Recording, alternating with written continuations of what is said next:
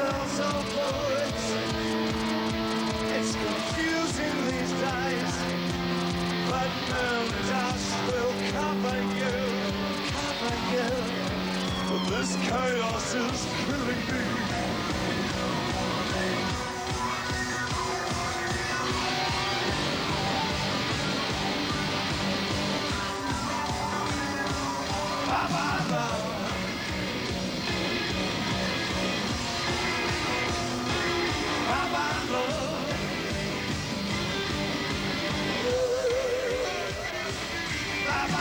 Somebody who was really pissed off that I did Let's Dance Say. Yeah.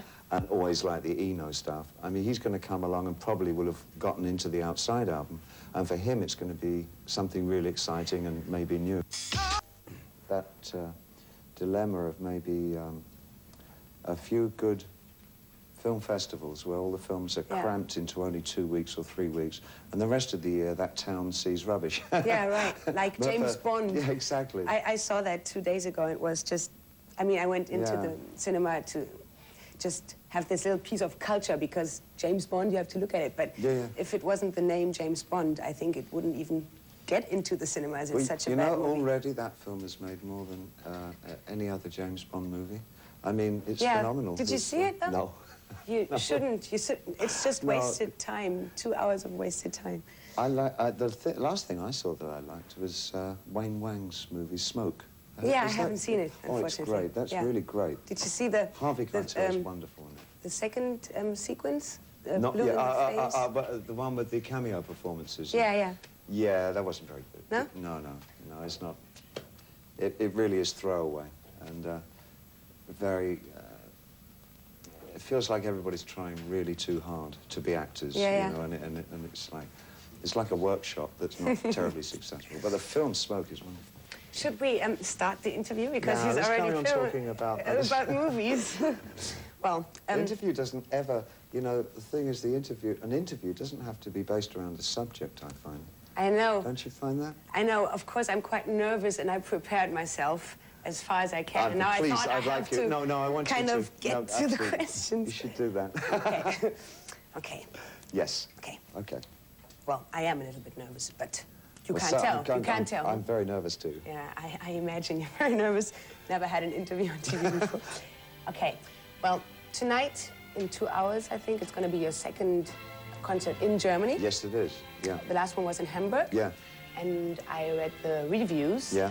And that guy that wrote about you, he thought it was fantastic. He was completely thrilled. That's lovely. Yeah, he loved it. That's very nice. And he also loved how you chose some of your old songs and, of course, the songs from your new album. But, of course, some people go into your concerts and they think, I'd like to see a greatest hits concert. Of course.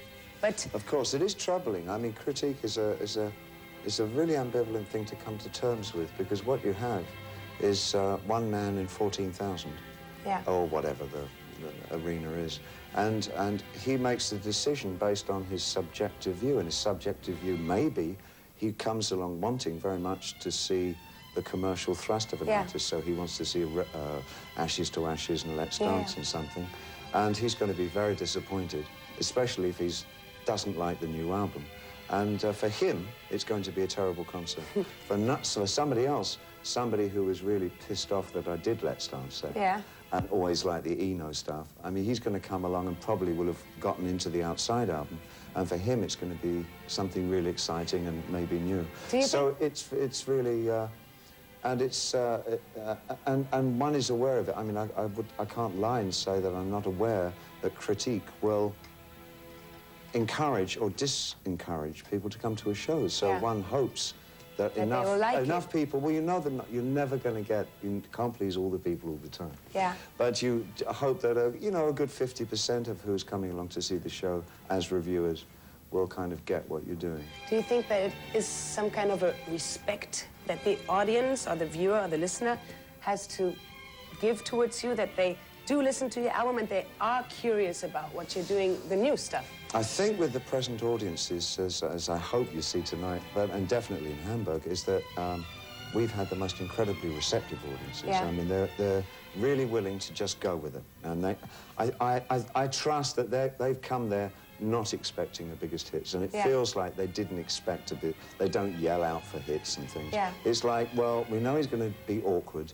and you know, and he's stubborn, and he only does what he wants to do, and they come prepared for that. So that already, when you go on stage, the atmosphere is good. It's not like a he's going to come on and let us down. You know, it's one really feels as though there's a warmth between, hopefully, the both of us, the audience and the artist. My dad once went to a Neil Young concert. Yeah. And everybody was shouting for Heart of Gold. Yeah. And then he said, sorry, folks, I can't sing this for you because I sold it to McDonald's. Is that the way how you look at the old stuff, that you say, it's not me anymore, they took it away from me? It's kind of a feeling like that, you know. I mean, I think there are two ways of working in front of an audience. Oh, there's probably many ways of working in front of an audience, but two quite obvious ones is one, that you enjoy entertaining people. And there, I think you try and meet the audience's expectations, and you go out thinking, what would they like? Yeah. You know?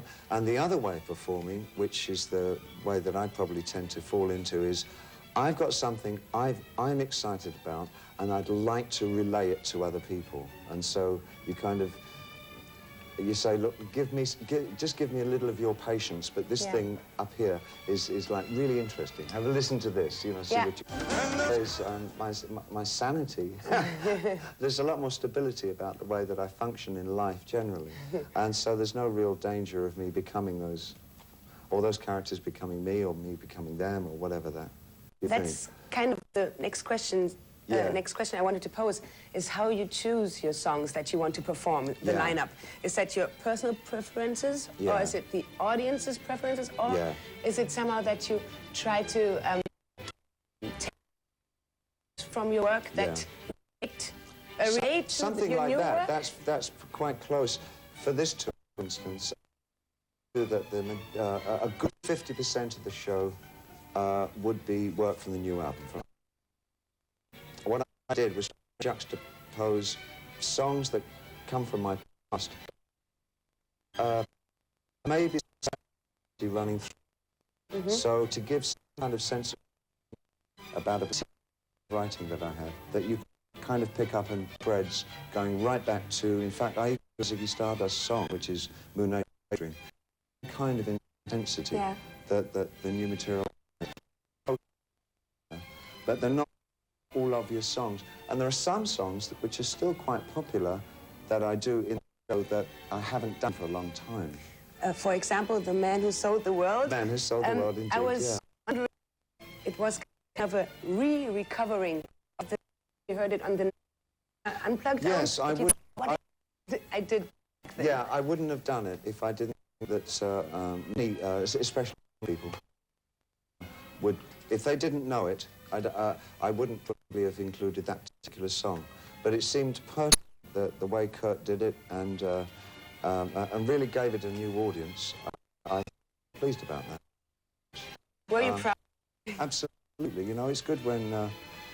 well, my son told me. He said, oh, Nirvana done it. So, well, that's really cool. They don't... No, you never have to do that. No, no. So I could sing all your Oh, yes, of course. Yeah. On an album. Sure. Yeah. Okay, when I read about how the development of your album took place, I thought there were so nice stories about it. So Yeah. First of all, you met Brian Eno again. Yes. And you did former albums. That's correct. So this is maybe the quote from the past. But then the way how you chose your musicians, somewhere you already met them somewhere, maybe 10 years ago, 20 years ago. Every single one of them stretches back from the most recent player on that particular album was the, it must have been, no, Sterling Campbell, who worked with me on Mike Nights. And then going backwards, right back to Mike Garson, who plays piano, who played with me in the time of the Ziggy Stardust tours. And into me right through 20, 25 years. But the reason for choosing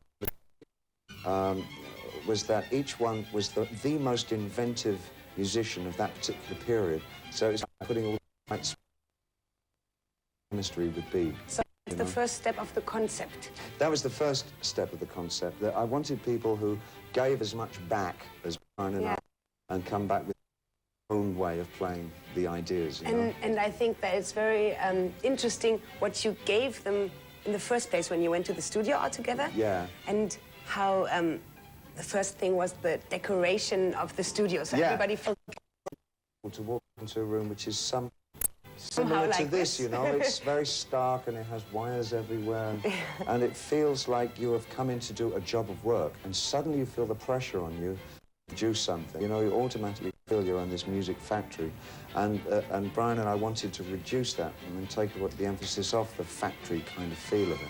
And so we put up all this colour material everywhere and completely changed the feel of the room. So the room was kind of joyous and rather exhilarating, you know, to be in as just this rather funky room. Yeah. And we had candlelight as opposed to sort of electric lights and all. And so the atmosphere lent itself to sort of being more kind of open and uninhibited. And then when the atmosphere was created, then Ryan went in and gave everybody a little card where a character that they had to sing to. Yes, he said, you are this and you are that. And you were?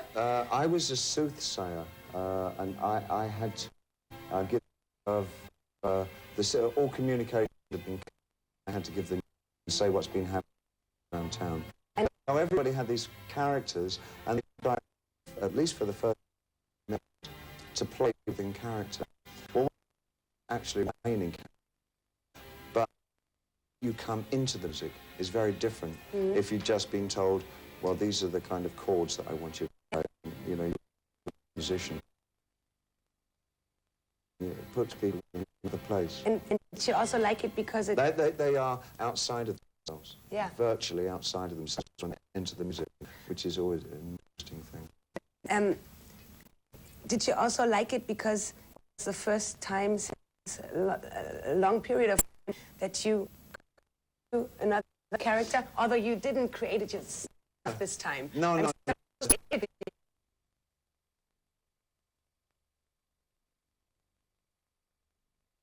I think there's my sanity. There's a lot more stability.